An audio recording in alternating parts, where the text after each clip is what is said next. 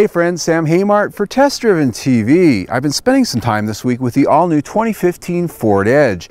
This is Ford's mid-size crossover SUV that's one step up from the Ford Escape and one step down from the larger three-row Ford Explorer. And so what it does is it sort of offers a premium choice out there if you want something a little bit larger than that entry-level Escape, but not quite as full-blown in size and price as a larger Ford Explorer. Now this has a lot of competitors though in the market, even though it sort of occupies that mid-size premium space, and I'm talking about the Kia Sedona, the Hyundai Santa Fe, and quite a few others, and I've driven those recently, so this is going to be a nice way to compare how this drives, how it performs, and how it really stacks up in terms of bells and whistles.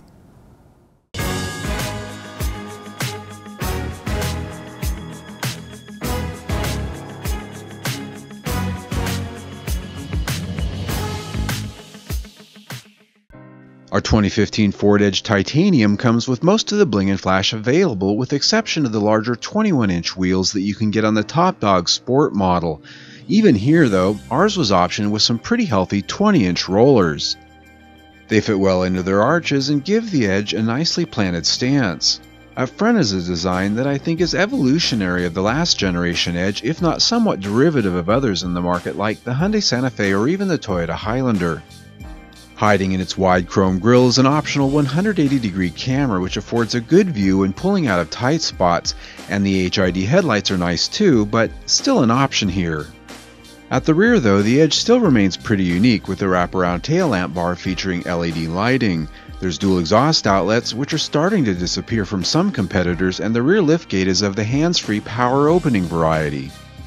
Inside the Edge, design continues with soft evolution rather than revolution. It looks like most Fords do inside, with a wing design for the center stack and a high-mounted infotainment screen. With full My Ford Touch integration, buttons are minimal. It's appealing enough to the eyes with improved materials this year of the soft touch variety. The steering wheel's leather covering still looks and feels like plastic, a longtime Ford trait. It does have plenty of controls on it though for all things, as do the side stocks. The instrument cluster is the Ford Parts Bin center dial design with a TFT digital screen on either side that, while common as can be, works very well, allowing you to customize what you see from gauges to fuel economy to entertainment.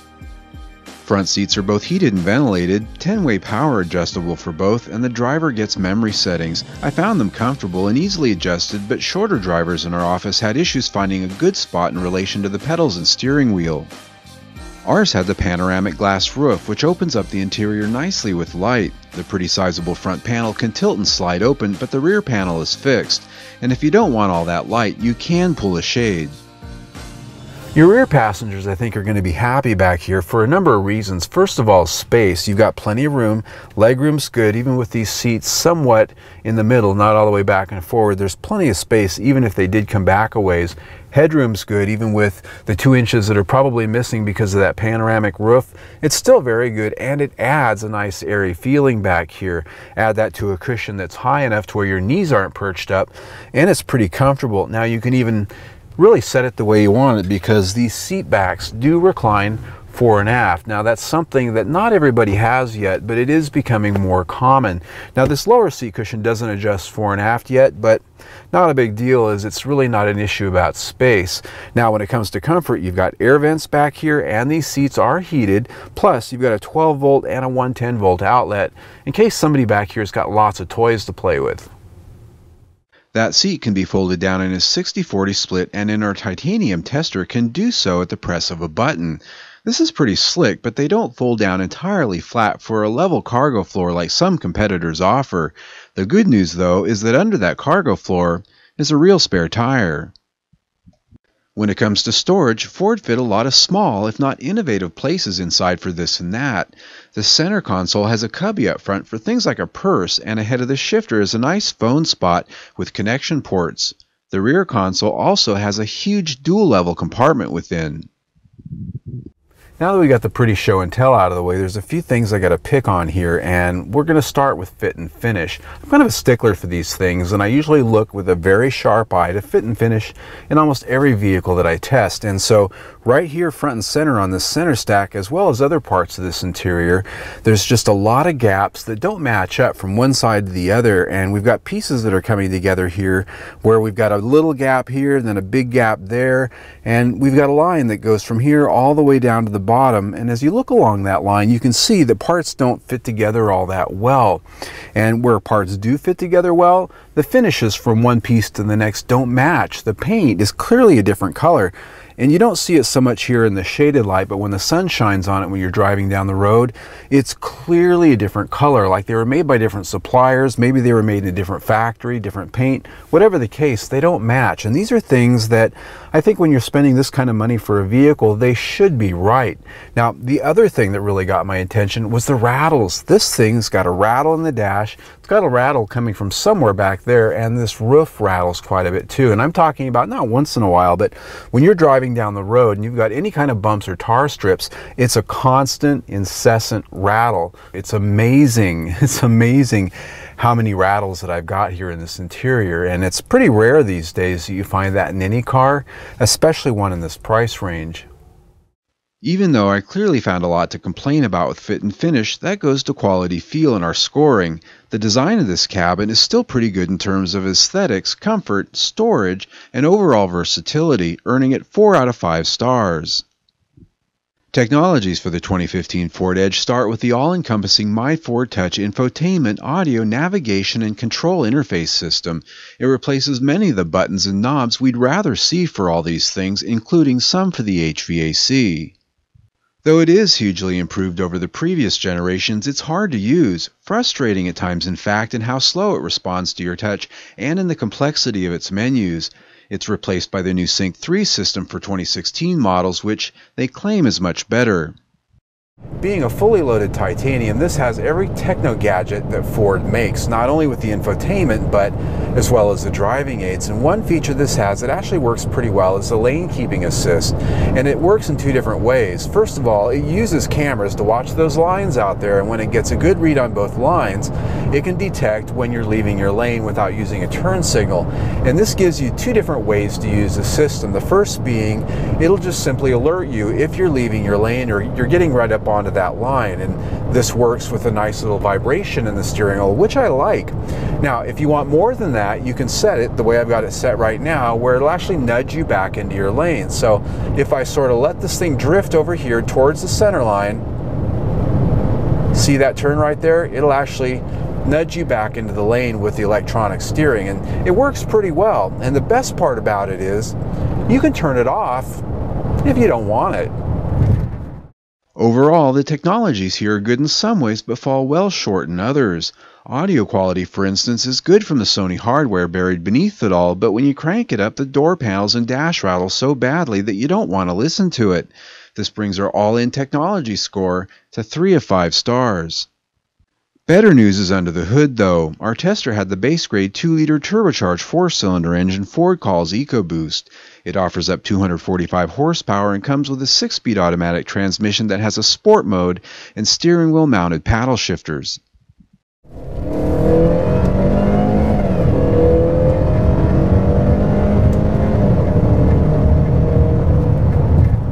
I have to hand it to Ford. When it comes to their EcoBoost turbocharged engines, they've always done this pretty well, and they're only getting better at it. This engine here, even though it is the smallest engine you can get in the Edge, it offers up power when you ask for it. It has a nice sound, and the transmission actually does a pretty good job of shifting, particularly when you put it in sport mode.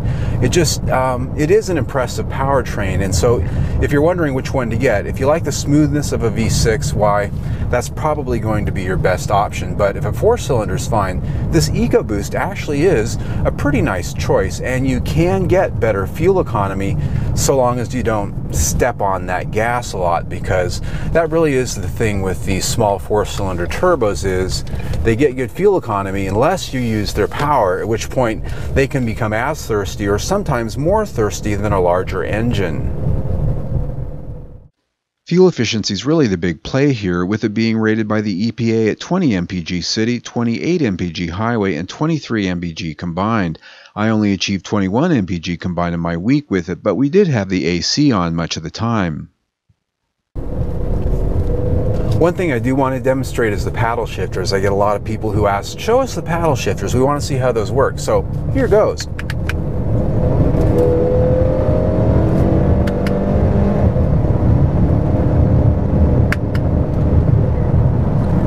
Well, they do work, but like most paddle shifters, there is a bit of a delay in actually getting the shift you ask for, and that's nothing I can really fault this vehicle for. It's something that almost all vehicles with paddle shifters have, except for when you actually have a sports car with a direct shift transmission, which of course this doesn't have. So there you have your demonstration on them. They're marketing devices for the most part. It's something they put on the features list so people feel like they're getting their money's worth. That's it. For those wanting more power, you can option up to a smoother and more refined 3.5-liter V6 with 280 horsepower, or the high-performance 2.7-liter twin-turbo V6 with the Edge Sport. That one thumps out an impressive 315 horsepower. As tested, however, I found the 2-liter EcoBoost engine offers up more than adequate power and competes well with offerings from Kia and Hyundai in this class. It's reasonably refined and well-mannered, earning it 4 of 5 stars. The chassis, other than some refinements in the evolution from the first to second generation Edge, is pretty routine with what's underneath. This means McPherson struts up front and a link-type independent suspension at the rear. When it comes to ride and handling, we'll start with the ride. It's very quiet in here, not a lot of road noise. I'm rolling over tar strips right now, and really the only noises I'm getting are the rattles in the dash and from back there, and occasionally from this window up here when I twist the body a little bit. But outside of those rattles and squeaks, it has a quiet ride when it comes to wind noise and actual road noise. Now, how does it ride? Well, the suspension's tuned, I would say, middle ground. It's got a supple feel to it, and the overall sportiness in the handling, I'd say, is probably a 6 or a 7 on a scale to 1 to 10. It is tuned a little toward having more road feel, but not so much that it's uncomfortable. It's actually a very comfortable riding and driving vehicle. I always like to bring a crossover or an SUV out here to the desert gravel washboard road because it's a great way to see how well put together it is, see if it rattles and shakes, see if it shudders. Now, we already know from driving on the pavement that we've got lots of rattles to be had, and they're still there. But the good news is these rattles and shakes are just really trim bits and pieces. They're not the doors rattling in their frames. They're not the suspension or the steering, so at least the chassis feels solid. But now we're going to take this off onto a little bit of a more challenging trail ride here. This is not really a true off-road SUV, but it is something that people that buy SUVs want to be able to do. They want to go down a trail once in a while, go out in the country. It works pretty well out here. This does have a reasonable amount of ground clearance. And over some of these rocks and bumps, they aren't crashing through the chassis here. It's actually riding pretty good, and it's nimble. And that's the nice thing too, is while this isn't a compact SUV, it's still small enough that it's maneuverable out here in tight spaces like here where I've got bushes, rocks, all sorts of little things. Now I've got the system here that's detecting obstacles, and it wants to protect me, let me know that I'm getting close to things. Now this is a pretty tight little area here, and I can feel the traction control sort of coming in and grabbing wheel slippage. So that was just a pretty minor little moderate test there, but it does it well. So it's not a Jeep Cherokee, it's not a Jeep Wrangler, but it does have off-road capability that's going to allow you to come out here and explore a little bit. So I found another area with the Edge that's not only competitive, but pleasing in how it performs and feels, that being its capable and refined chassis. It still has some stiff competition out there, but it earns 4 or 5 stars here. Unfortunately, quality feels a tough spot for me here. We already talked about the interior issues with fit finishes and rattles, but the same lack of craftsmanship extends to the exterior as well. Several spots were easily picked out where trims simply don't line up, body panel gaps vary widely, and even the contours of the panels don't match up. It was really quite astonishing, earning this the lowest quality feel score we've ever issued, 2 of 5 stars. Rounding it up for the 2015 Ford Edge, let's start with the specs. As you can see right here, fuel economy is 21 mpg for the week. That is a mix of both highway and the city, and so that really is average. I think that comes in right along with competitors like the Kia Sedona, also with the 2-liter turbocharged engine. Price tag just under $45,000 here for our Titanium. That's a lot of change, but when you look at the feature content and you compare it against some of those other ones like that Kia Sedona, you're right in line when it comes to features versus dollars, so it's competitive on that level. But when you throw in the quality and the fit and finish, which figures into my value quotient, a lot of the stuff we talked about, it's very disappointing. It's the kind of stuff that sent people running for Japanese and Korean automakers to begin with, and it's just something that I don't really think has any place today in the automotive market. All these companies, they have access to the same suppliers, they have access to the same technology, both in terms of design and putting these vehicles together. There's just no excuse for the kind of fit and finish issues that we have here, in my opinion. So that said, that plays into the value, and so 3 stars for value. When you put that in with everything else we've already talked about, that's 3 stars for the week. I'm Sam Haymart for Test Driven TV. I hope you enjoyed the ride. Whew.